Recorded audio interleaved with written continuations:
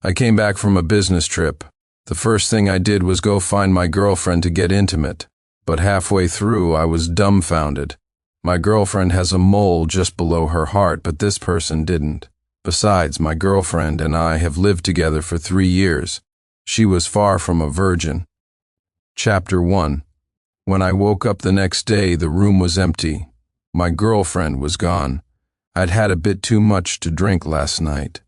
At that moment, I was still in a daze. I'd checked the time. I had overslept. There was an important meeting I had to attend today. With no time to think, I quickly washed up. I grabbed my jacket and rushed out the door.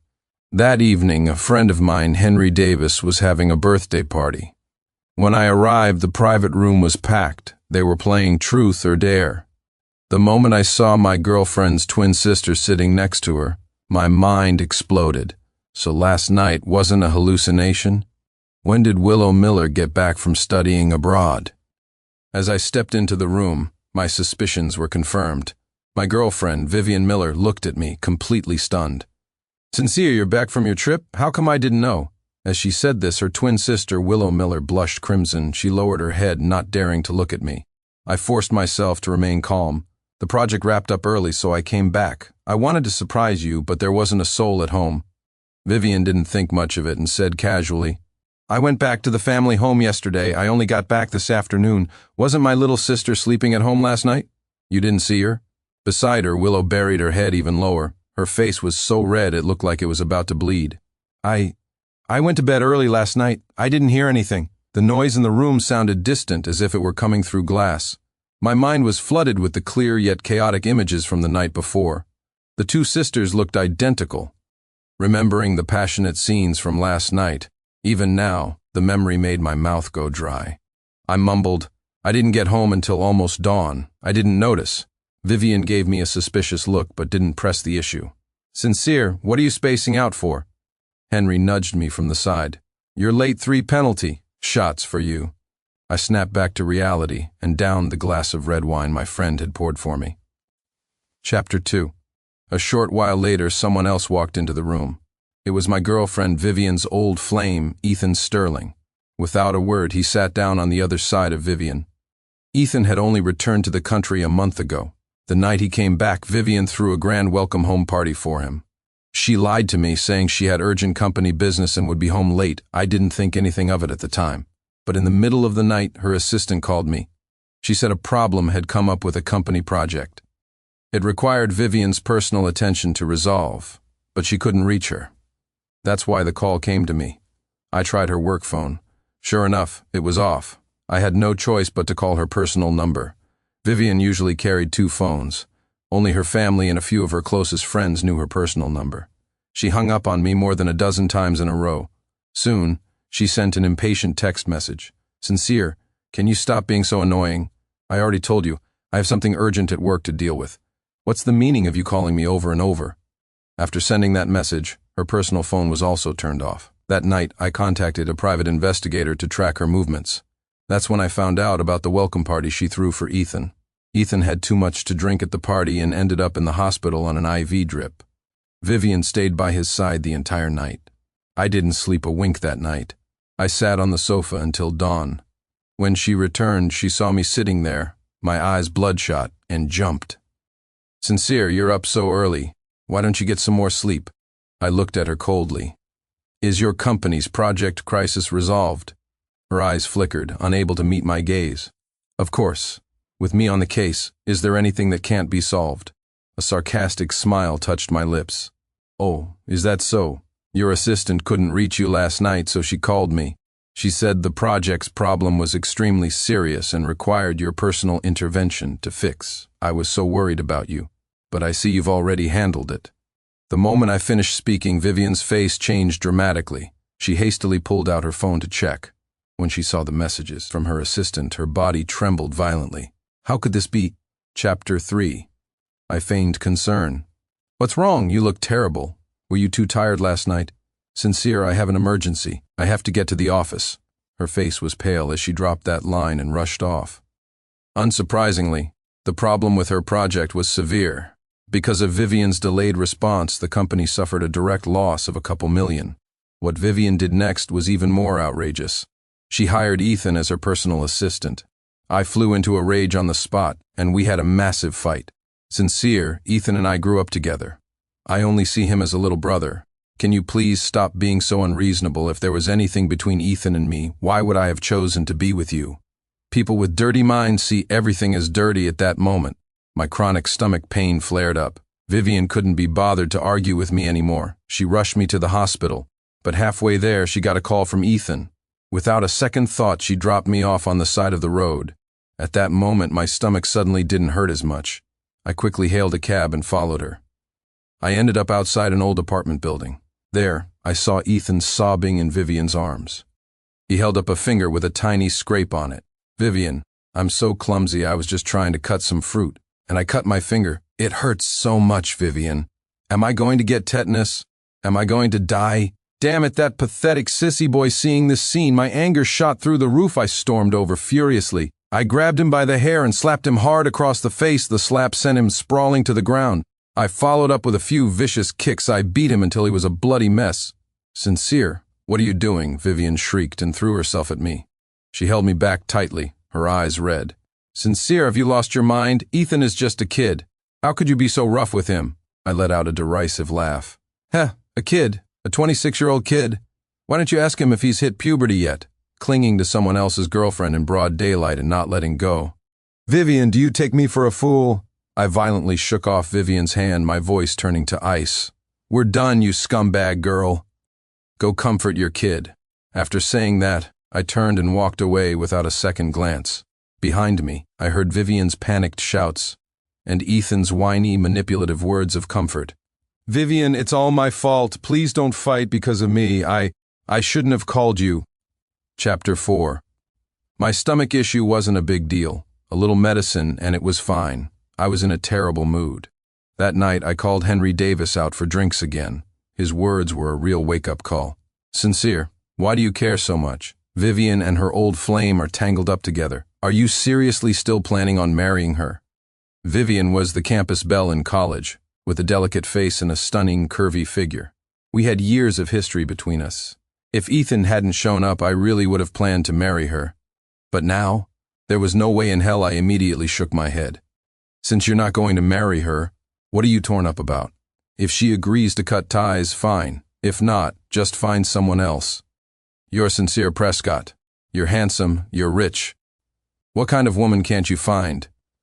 If she still wants to be with you, just treat her like a free lover. It's not her cheating on you, it's you cheating on her future husband." He winked at me, a lewd grin on his face. "She's gorgeous, great body. You're not losing out." Damn, his words hit me like a ton of bricks. Suddenly, everything became clear. Sure enough, over the next period, she called me more than a dozen times a day. I didn't answer a single one, and I didn't go back. It wasn't until a week later that she cornered me outside my company building. She looked haggard, with heavy dark circles under her eyes.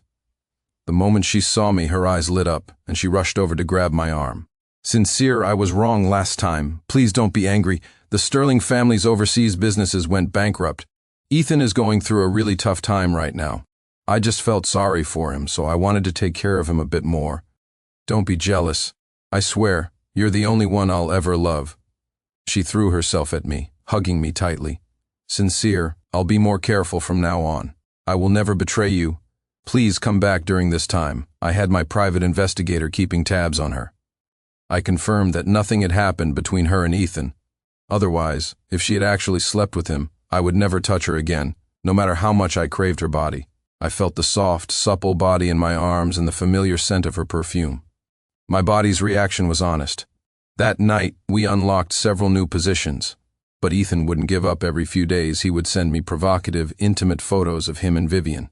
Pictures of them eating together, standing extremely close in the office, or serving each other food at a company party. At night, I would show these photos to Vivian, one by one. I used her guilt to punish her mercilessly. We tried almost every uniform and fantasy imaginable. Even during my business trip abroad, I kept receiving provocative photos from Ethan. I had planned to punish Vivian harshly as soon as I got back, but I never expected to accidentally involve Willow. Chapter 5. In the private room, after a few rounds of drinks, everyone started playing Truth or Dare. Ethan lost and was dared to kiss any person of the opposite sex in the room. Without hesitation, he kissed Vivian on the cheek. The atmosphere instantly became awkward. Many people secretly glanced at me to see my reaction. I just smiled nonchalantly. "Why is everyone looking at me?" "Carry on," Vivian quickly explained. "Sincere, don't overthink it. You know I've always seen Ethan as a little brother." I nodded slightly, feigning understanding. If this had happened before, I wouldn't have just flipped the table. It's debatable whether Ethan would have even walked out of that room. But now my attention was focused on Willow Miller. While both sisters were flawlessly beautiful with incredible figures, Willow's eyes were clearer, more pure. From the moment I walked in, she had been stealing shy glances at me. Even a fool could see the affection in her eyes. Seeing that I wasn't angry, Vivian let out a huge sigh of relief. A few more rounds passed. Henry, my trusty wingman, dared me to kiss any person of the opposite sex in the room. Vivian was sure I would kiss her. She looked at me with eyes full of anticipation, but without a moment's hesitation I leaned in and kissed her sister, Willow. The moment my lips touched Willow's, the entire room fell dead silent. Everyone stared at me in disbelief.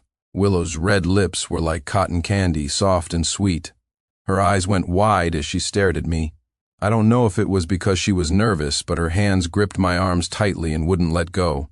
The anticipation on Vivian's face froze into shock, then flushed with a humiliating red. She clutched the hem of her dress so tightly her knuckles turned white. Whoa, Henry was the first to react, leading the room in wolf whistles and cheers. Way to go. Sincere playing it wild, my friends had long been fed up with Vivian and that scumbag Ethan. The room erupted in a cacophony of noise. Whistles and jeers all mixed together. Bang, Vivian exploded. She shot up from her seat and pulled me away with surprising strength. Sincere, she was like a lit powder keg, her eyes practically shooting fire. "Sincere, are you insane? Willow is my sister. How could you do something like that to her right in front of me?" Chapter 6. I ran my thumb over the corner of my mouth. The soft, sweet sensation hadn't faded. I looked at Vivian with a sneer. "Vivian, it's just a game. Why are you getting so worked up? I've always thought of Willow as a little sister. If there was anything between us, it would have happened long ago. Why would I have ended up with you, see? When you have a dirty mind, you see everything as dirty." I threw her own words right back at her.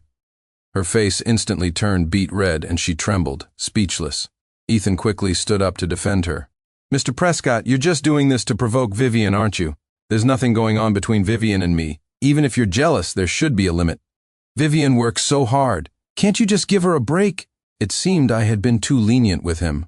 Did every stray cat and dog now think they could walk all over me? My eyes filled with menace. "You've been sending me provocative photos every few days, you bastard. I ignored you. And you really started thinking you were something special, didn't you?" I grabbed a wine bottle from the table and smashed it over his head. Crash, the bottle shattered instantly, sending glass shards and red wine flying everywhere. The scene descended into chaos. Ethan clutched his forehead, screaming as he fell to the ground. Blood gushed from between his fingers.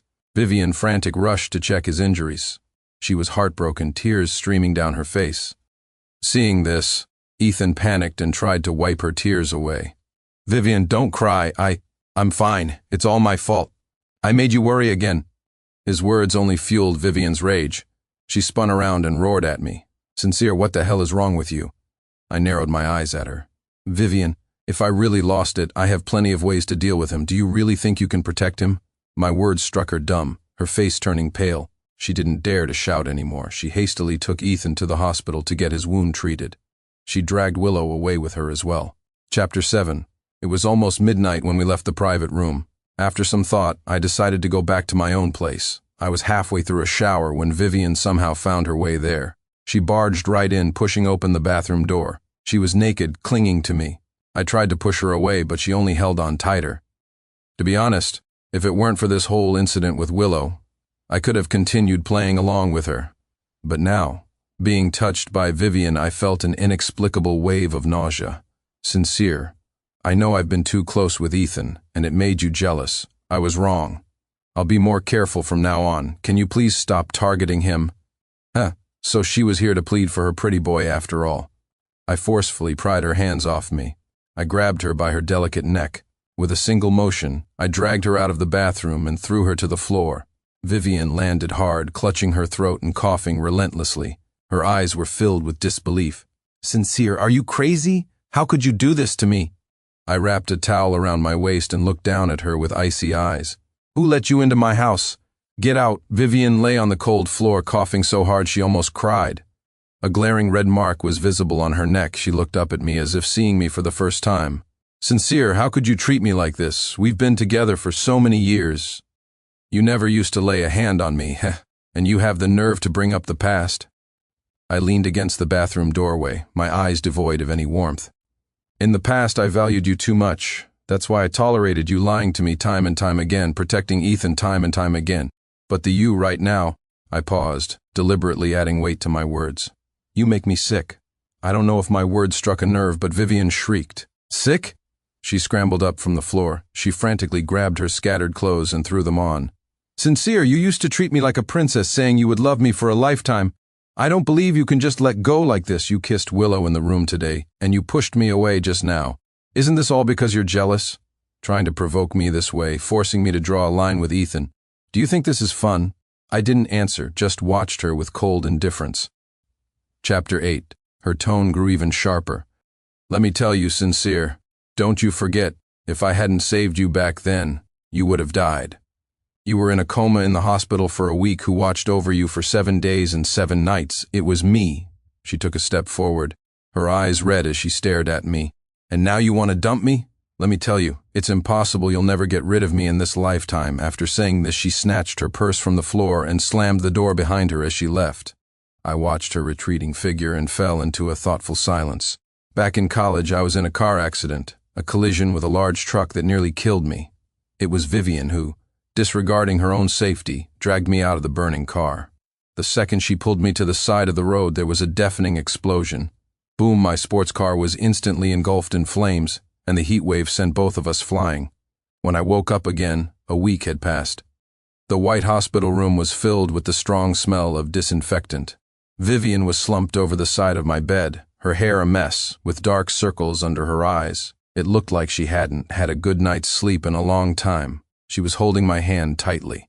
When she saw my eyes open, she froze for a moment, and then tears started falling, one after another. Her voice was hoarse. "Sob, Sincere, you're finally awake. I'll go get the doctor right now." When a pretty nurse came in to change my IV, she even joked, "Hey, handsome, your girlfriend is so good to you.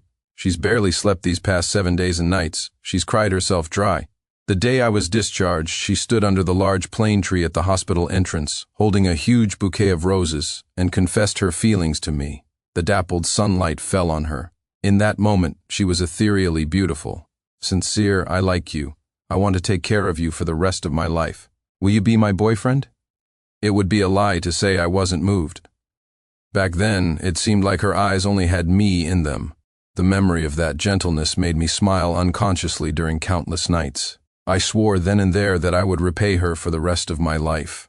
Around that time, rumors started circulating that the Miller Corporation was on the verge of bankruptcy. She hugged me tightly, her eyes red.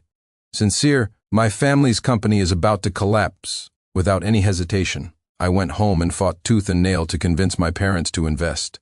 I even risked falling out with the opposing shareholders. After I took over the Prescott Group, the first thing I thought of when it came to high-quality partnerships and projects was the Miller Corporation. Vivian's status in the Miller family skyrocketed.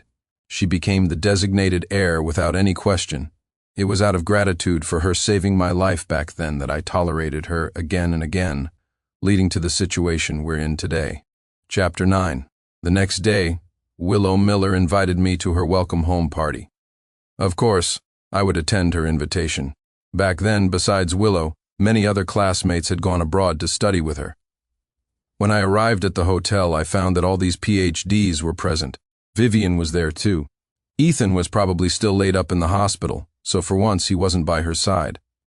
After a few rounds of drinks, one of Willow's best friends teased, "Willow, you risked your life to save Sincere back then.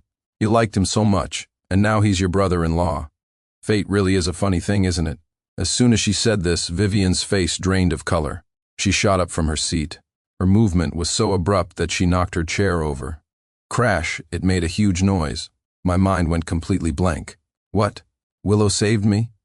Vivian pointed at the girl and started cursing. Isabel Reed, it was obviously me who saved Sincere. Stopped spouting nonsense here at this point. All the classmates in the room sensed that something was wrong. Isabel Reed also came from a wealthy family. Being pointed at and cursed out by Vivian, her temper flared. Vivian Miller, I was right there. You were so scared your legs turned to jelly you saved him? Do you have any shame? Other people might not be able to tell you two apart, but I'm Willow's best friend. You think I can't tell the difference? Isabel looked at my confused expression, then at Willow's downcast face, and it all clicked. Oh, I finally get what's going on back then. Willow watched over Sincere in the hospital for 7 days and nights. She just went home to grab some clean clothes, and when she came back, she saw you two hugging. She was heartbroken, and that's why she dragged me to study abroad with her. At the time, I even cursed Sincere out for being a scumbag, so it was you, her older sister, who stole her credit and her man. How could you be so shameless? Chapter 10. You're lying. Vivian's face was contorted with rage. She rushed forward to grab Isabel's arm, but was held back by several classmates. It was me who saved Sincere from the explosion, and it was me who stayed by his side in the hospital. Willow Miller, stop playing the victim in front of everyone to get sympathy. Willow finally lifted her head, a light mist clouding her clear eyes. She tugged on Isabel's arm. Forget it, it's all in the past. Isabel looked at her with an expression of utter exasperation. Willow, you've been bullied by your sister your whole life. Anything you set your eyes on, she would snatch away. How long are you going to put up with her? Ignoring Willow's protests, Isabel forcibly took a string of Bodhi prayer beads from her purse. Willow, you cried over these prayer beads every day for all those years we were abroad. She held the beads up to my face. These prayer beads were salvaged along with you when Willow saved you from the car crash. Are you telling me these aren't yours? The moment those Bodhi prayer beads appeared, my eyes widened in shock. The dark brown beads were worn smooth and shiny from being handled. On the very last bead, there was a tiny crack.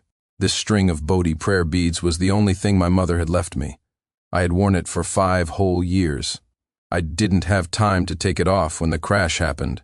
Those beads are mine. The room of classmates exploded. I was a big shot in college.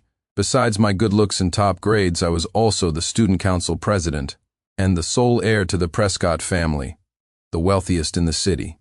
You could say that the line of girls chasing me back then could have stretched from the academic building to the campus gates.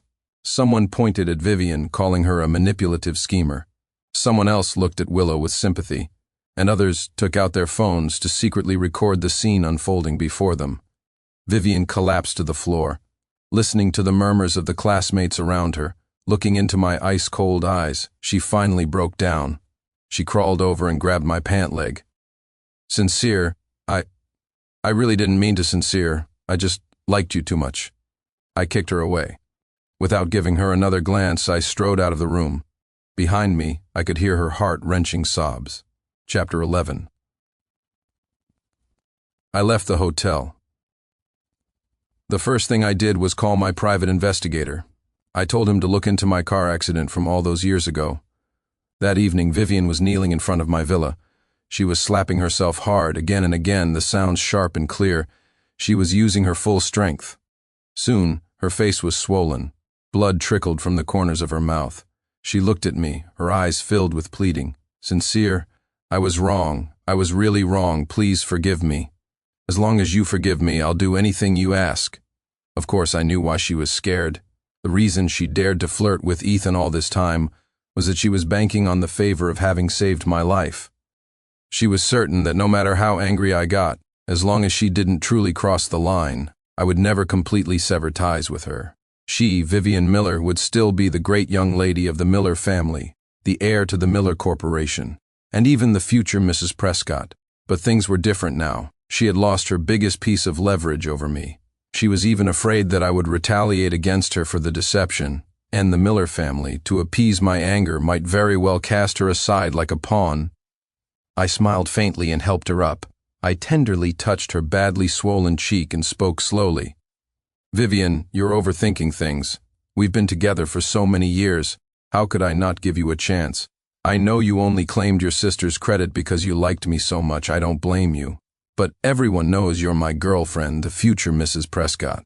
Yet you've been carrying on with another man. You've made me lose a lot of face. Vivian seemed to understand what I was implying and quickly pledged her loyalty. Sincere, I know I was wrong. Believe me, I have never done anything to betray you. Don't worry, Sincere. I absolutely will not disappoint you this time. I watched her leave, a meaningful smile playing on my lips. Chapter 12. Vivian was certainly ruthless enough. Just 2 hours later, she sent me a video. In the video, Ethan was on the ground like a dog covered in blood. His limbs were twisted at unnatural angles. They were clearly broken. He groveled on the floor, begging for mercy with none of the smugness he had when he was provoking me. Vivian truly did not disappoint. The only person she ever loved was herself. When her own interests were at stake, the lives of others meant nothing. If a cold-hearted snake of a woman like this ever gained power, she would absolutely turn on me to avenge her old flame. As I was lost in thought, Vivian's call came in. Sincere, did you see the video? I promise you Ethan will never appear before you again. Please don't be angry, okay? I didn't say a word. I just hung up the phone. I called my assistant. Quentin, double the security personnel at the company headquarters and at my villa. Starting tomorrow, dump all shares of the Miller Corporation and cancel all of our partnerships with them. Understood, Mr. Prescott. Chapter 13. The next day, the Miller Corporation's stock completely collapsed. Once the official announcement of our partnership cancellation was released, the Miller family went into a full-blown panic. Nearly 70% of the Miller Corporation's business came from my family's company. Once I pulled out, other partners weren't fools. To protect themselves, they all chose to sever ties with the Miller Corporation. The Millers were like ants on a hot pan, frantically calling me. Of course, I wouldn't answer. I rejected every call. With no other options, the Miller family scrambled to find help elsewhere. Unfortunately, everyone knew that the Millers had offended the Prescott Group, the city's leading enterprise. Who would dare get involved at a time like this? Friends who used to call them brothers either didn't answer their calls or avoided them completely. The head of the Miller family had no choice but to bring Vivian to my door to apologize in person. Worried they might do something desperate, I had more than a dozen security guards come into the room with me. Vivian was forced to kneel before me, stripped of all her pride as the Miller heir. Sincere, I really know I was wrong. Everything before was my fault. Sincere, didn't we agree to get married by the end of this year? I'll agree to it. We can go take wedding photos tomorrow, okay? She cried pitifully, a picture of sorrow. Vivian crawled towards me like a dog, trying to grab my pant leg, but I kicked her away. Vivian Miller, what makes you think I would still marry a liar like you?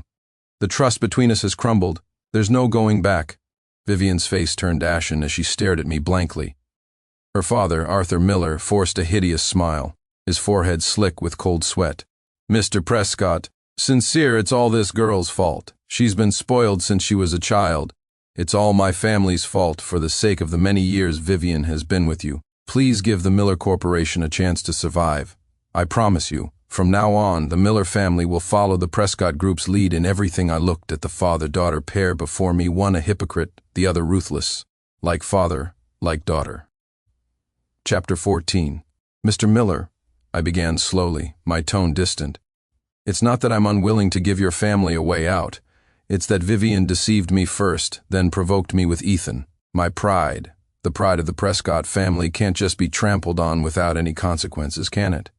Yes, of course, Arthur Miller nodded and bowed obsequiously. He shot Vivian a harsh glare. You worthless thing. Look at the mess you've made. Get on your knees and beg Sincere for forgiveness. Now Vivian's face was pale as she kowtowed repeatedly on the ground. Sincere, I really know I was wrong. Please, just give me one more chance. Arthur Miller watched me cautiously. Sincere, the news of our family's marriage alliance was released at the beginning of the year. Since Vivian knows she was wrong, and she didn't actually do anything to betray you, perhaps you could see. I gave him a cool glance. The marriage alliance and the business partnerships can continue, Mr. Miller. You don't just have one daughter, do you? Vivian's expression changed dramatically. She stared at me in disbelief and shrieked, Sincere, you want to marry Willow Miller? What is Willow? What right does she have to take my place as Mrs. Prescott? Sincere, how could you do this to me? I didn't look at her, my gaze fixed on Arthur Miller with a half smile. A muscle in his face twitched violently.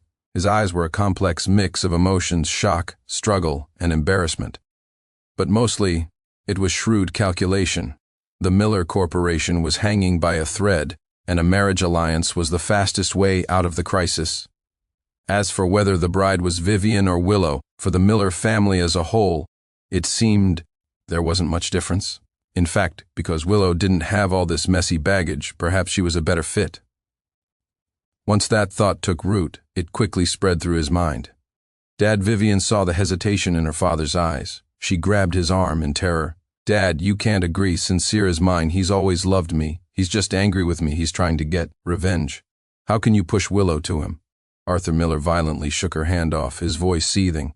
Shut up. Haven't you caused enough trouble already? If you hadn't screwed things up, would our family be in this position? He turned back to me, his face once again plastered with a fawning, hypocritical smile. Sincere? Mr. Prescott, you're right. That child, Willow, she's quiet, never fights for anything. She's been a good girl since she was little. She might indeed be a better fit. Dad, Vivian let out a blood-curdling scream, as if her entire world was collapsing. She had been raised as the successor, the future hope of the Miller family. Her whole life, her sister Willow had never been able to compete with her. But now, in the face of family interests, her own father had abandoned her so easily. I watched the drama of the Miller family turning on each other with a cold heart. I was already well aware of their heartlessness. I'm glad you understand, Mr. Miller. I nodded slightly. Then it's settled. Vivian was dragged away by her father, unwilling and resentful.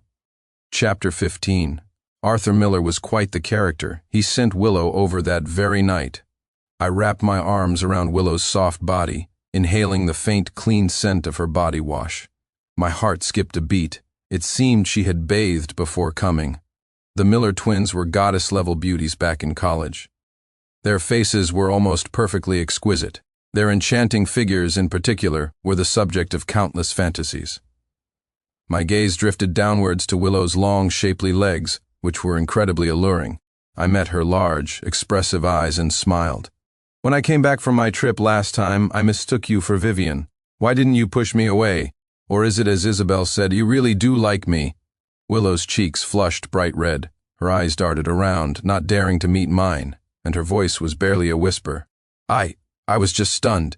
I didn't know how to react. The excuse was so clumsy that it seemed even she didn't believe it. Her voice grew quieter and quieter. I gently lifted her chin, forcing her to look at me. Her usually clear eyes were now filled with shyness and panic. Willow, are you here tonight of your own free will, or did your father force you? If it's the latter, I can let you go. Willow's body trembled slightly. After a long moment, she took a deep breath. Her voice was still soft, but it carried a note of determination. He didn't force me. She paused for a second before looking directly into my eyes and continuing. A long time ago, I already liked you, even before my sister did. So that night I gently caressed her smooth, delicate chin, my eyes fixed on her luscious red lips. You were willing? Willow's face grew even redder.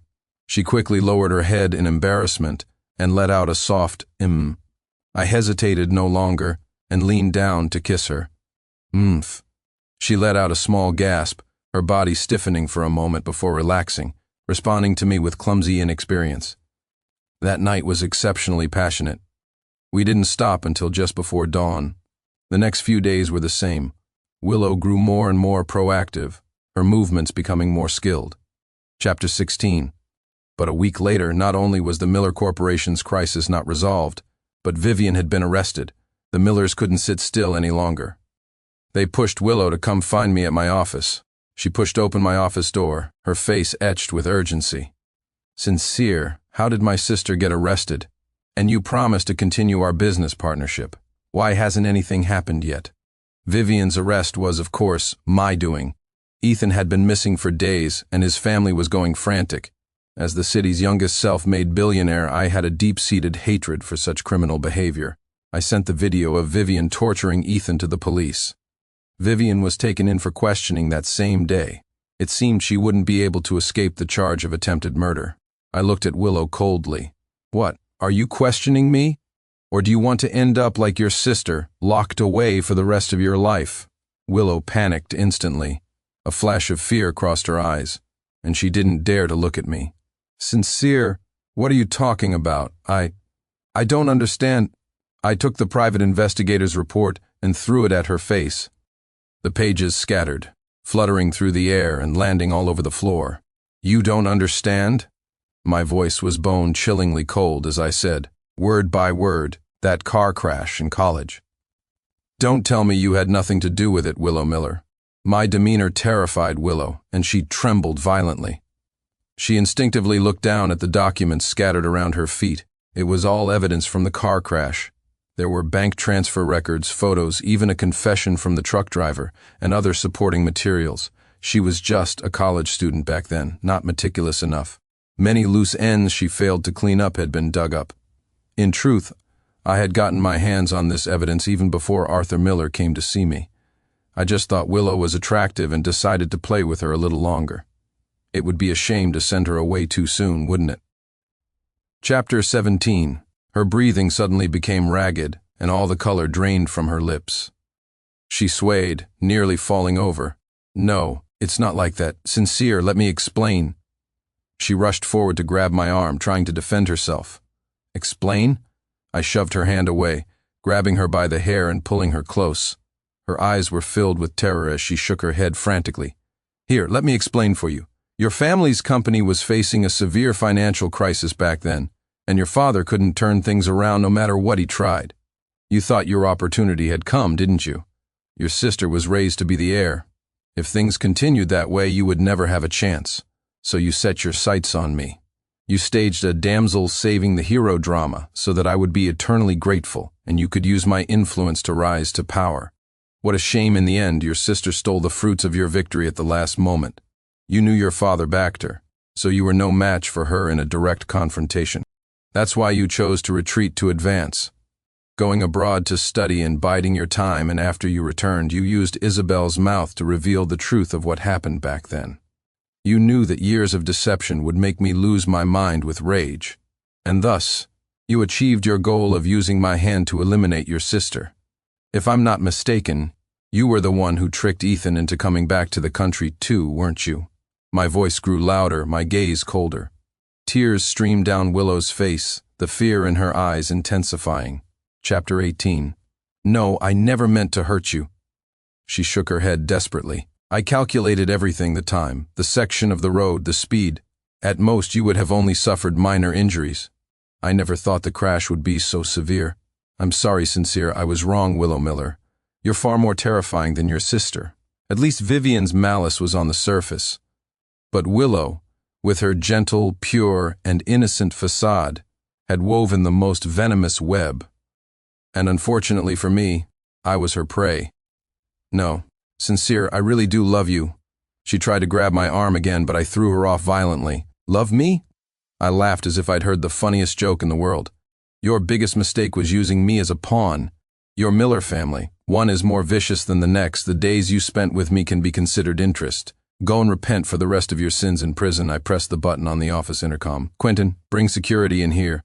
Willow struggled desperately. No, please don't, Sincere. I was wrong. I'm begging you. Let me go. I'll do anything you ask. Soon Quentin Shaw came in with the guards, looking at the struggling Willow with a blank expression. Mr. Prescott, have the police come and take her away. Give them the evidence of Willow hiring someone for an attempted murder, along with the evidence of her father's fraudulent accounting and business scams over the years. Yes, Mr. Prescott, Quentin replied calmly, showing no surprise. The security guards forcibly dragged Willow out. No, Sincere, you can't do this to me. Willow let out a desperate scream. I really do love you. I was wrong, Sincere. I'll never do it again. Sincere, the Millers are all venomous snakes. Now that we've shown our true colors, I wouldn't dare keep them around. Let them all rot in there. Let them live their entire lives in regret. Later, whenever I was in a bad mood, I would go visit them in prison. I'd see the sister, then the other sister. Watching them repent one moment and go insane the next, my mood would instantly improve. I have to say, damn, life is good. The end.